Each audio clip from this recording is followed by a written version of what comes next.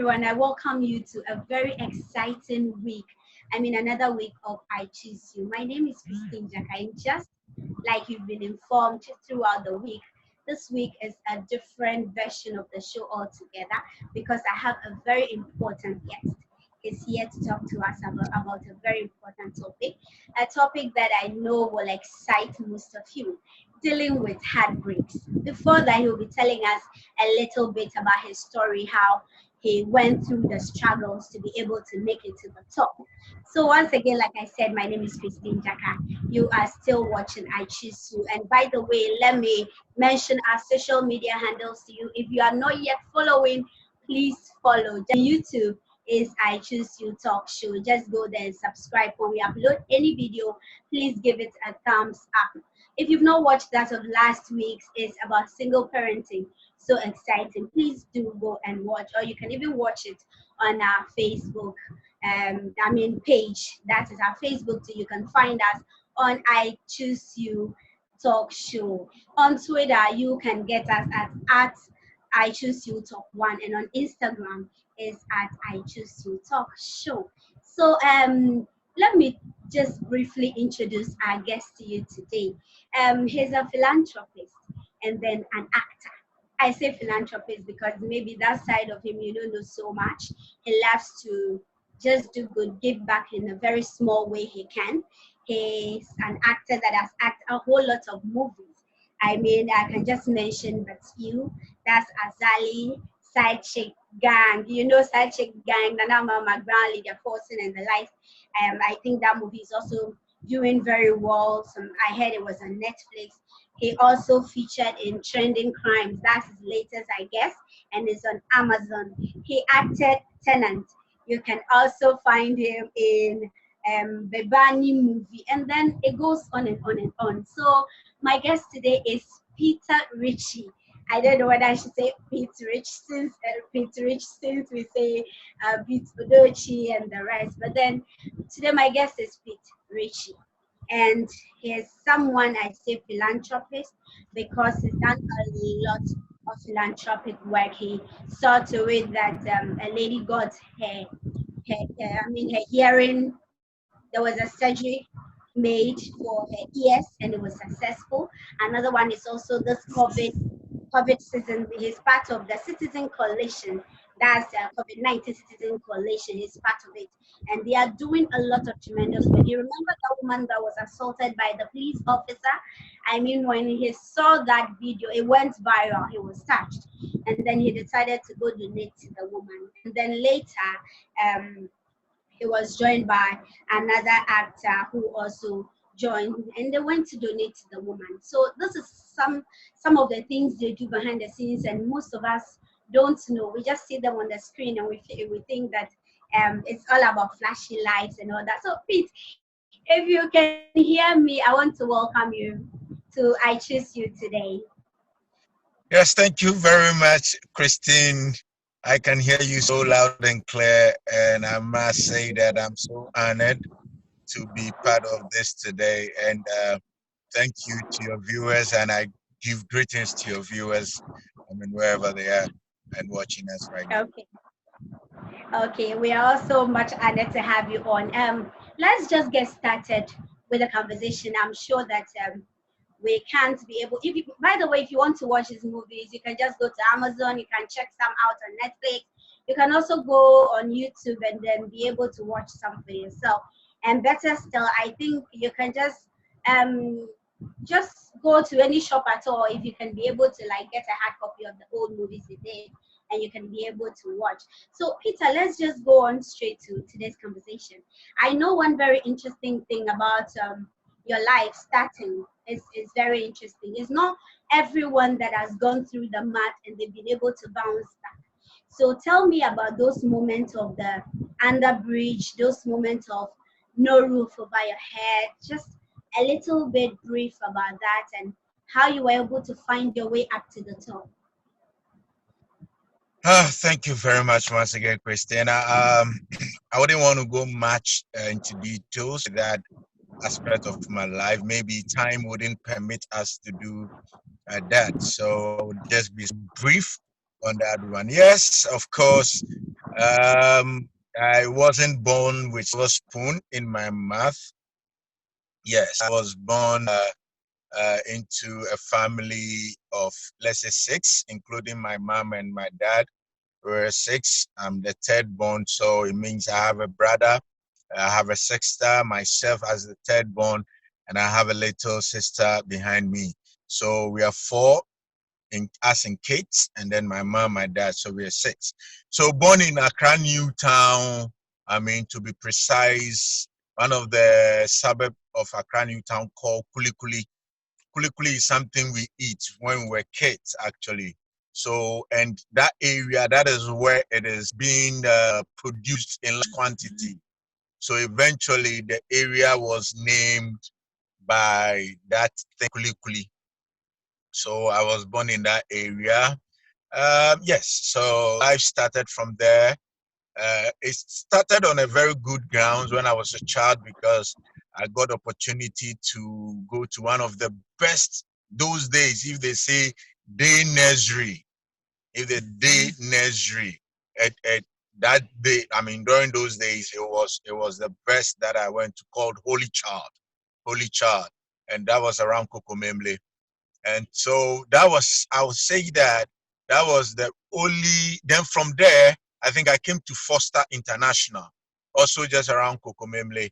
And the whole thing has to start when I came to Foster.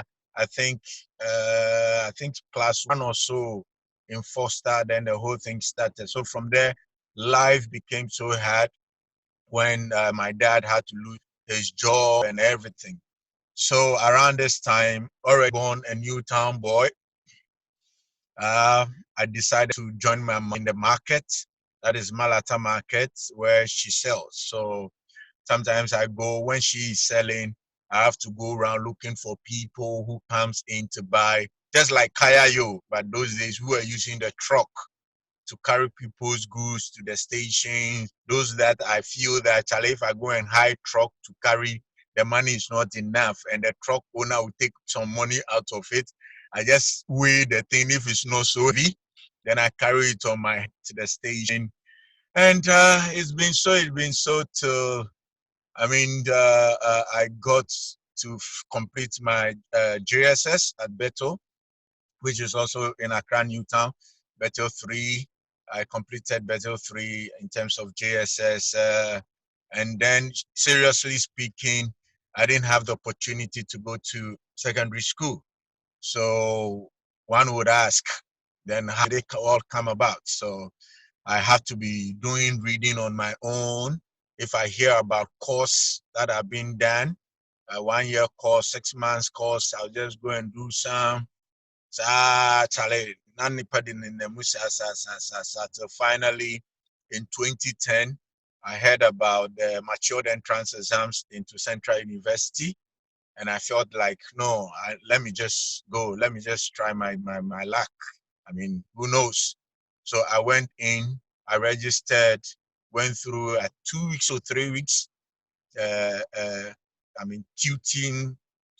tutorial period.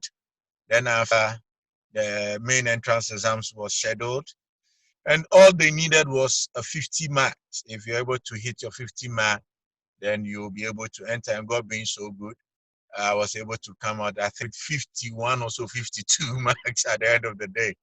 So yes, but then his head like sleeping in a room with a roof on.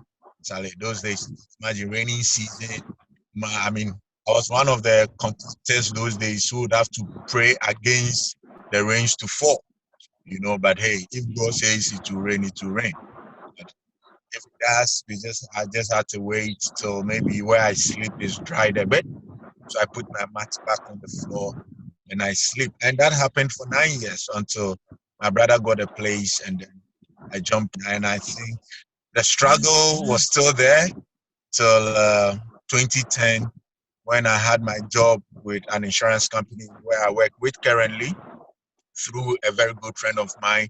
I always salute him wherever it is. It's one person I cherish so much in my life because he opened the door for me. And in that same 2010 with that company, no, that was in 2009. 2008. I joined him in 2008. Then in 2010, I happened to still been taken on by the same company. So in this same 2010, that's when I saw the adverts about the matured entrance exams into Central University. So I enrolled, and God being so good, I passed. And I went through Central for 4 years. In 2014, I came out with my first degree in marketing. So to just make it short. Wow, I think that's a very interesting story. But then when did the whole acting come in into the picture? The acting side of me, I can connect this all the way back to my mom, because my mom in those days would tell me that when I come back from school when I was a kid, I can just put these kitchen stools, I mean, two of them down. Then it's like I'm talking to this one too is talking to this one, like the stools are talking to each other. Like this one will say, hey, oh, I didn't know, I didn't know, then I'll tell to this one too, like then I'll respond like the other person too is telling this one that, oh, and my dear. So my mom used to tell me that. So I would say that my acting was actually, if I wouldn't lie, it's a God-given thing, because I realized that whilst I was growing, uh, everything around me has to do with performing arts. Though I didn't go to Legon to do performing arts, but you'll find Peter in drama groups, you'll find Peter in dancing groups, you'll find Peter everything that has to do with acts, poems, acting on stage, dancing. So we started Fun World. If you hear about Fun World, we started Fun World at the National Theatre and all that. I mean, I was one of the few people who started dancing on the stage of Fun World at the National Theatre and all that. So I'll say that acting started whilst I was little, but to come into the limelight with my first ever movie was, I think, like some 10 years ago, 10, 11 years ago, when I did a drama in church, and this Nigerian producer saw me in church. Today, he's a pastor in my church, Michael Odika. That is my Hills production, wherever he is. I say, boss, thank you so much for giving me that opportunity. So he saw me in church act on stage. So he was like, I have a talent that he would want to give me an opportunity in movie. So then he gave me an opportunity to act in Power of the Gods. Power of the Gods way back. That was my time to see people like Mercy Johnson from Nigeria, my first time to see her, and then Nonson, also from Nigeria, and even some of our own sisters and brothers here.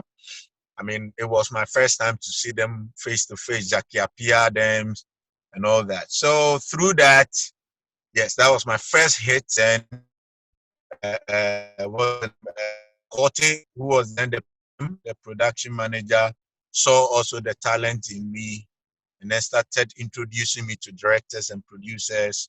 And I say, Roger, thank you so much, boss, you too, wherever you are, till today. So basically, my acting life started from somewhere.